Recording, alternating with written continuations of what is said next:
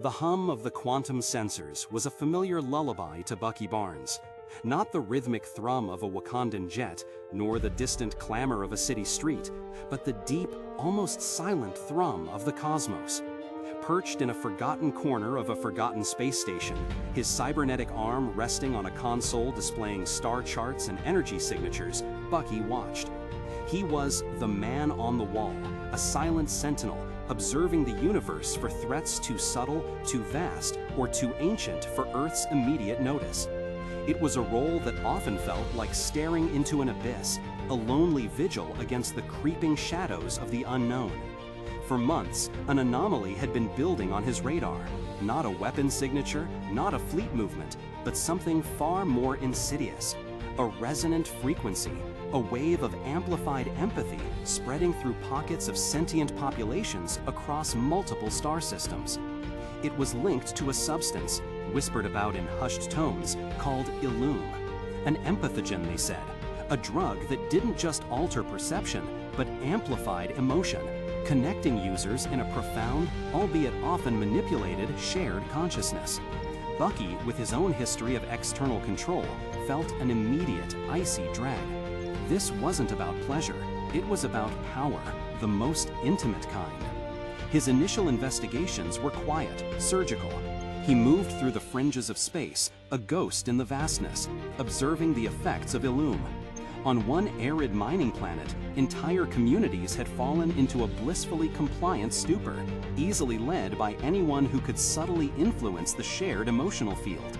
On another, a thriving trade hub, the drug had fueled a dangerous, irrational euphoria that led to societal collapse. Bucky saw the patterns. People losing their individual will, their critical thought dissolving into a collective emotional soup, ripe for manipulation. This wasn't just a street drug. It was a tool for universal subjugation, and its terrestrial presence had been merely a ripple of a much larger tide. The trail led him far beyond Earth's familiar orbits, through nebulae and asteroid fields, past alien civilizations he'd only ever glimpsed in intelligence reports. His journey wasn't marked by heroic battles, but by quiet surveillance, by deciphering fragmented data streams, and by learning to navigate the intricate political landscapes of species that had no concept of super soldiers or Earth's mightiest heroes. He relied not on brute force, but on the very skills honed in the shadows: observation, deduction, and an uncanny ability to blend in. He learned to trust the almost imperceptible shifts in alien body language, the inflections in their multitonal languages, all while grappling with the realization that the universe was far more complex and far more vulnerable than he had ever imagined. The further he delved, the clearer it became that Illum wasn't some organic phenomenon. It was synthesized, carefully distributed, almost cultivated.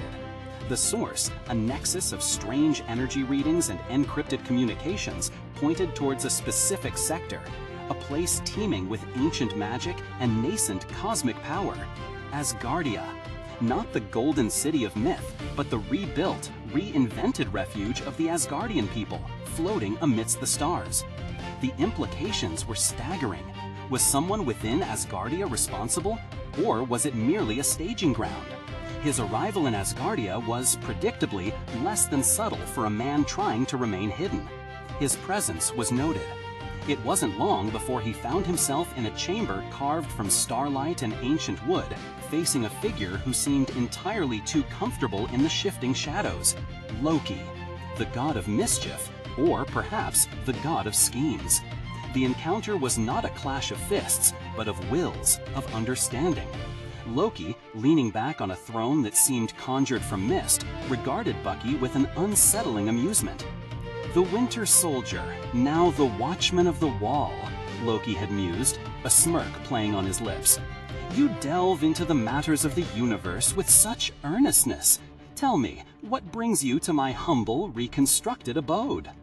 Bucky, unyielding, laid out his findings. The spread of Illum, its empathogenic properties, its potential for widespread control, and the strange energy signatures tracing back to Asgardia itself. Loki listened, his expression slowly shifting from mirth to a thoughtful intensity. He didn't deny it. Instead, he confirmed Bucky's worst fears. Illum was being synthesized and distributed from within Asgardia, not by the Asgardians themselves, but by a splinter faction of a far older, more esoteric order who had manipulated their way into the Outer Rings.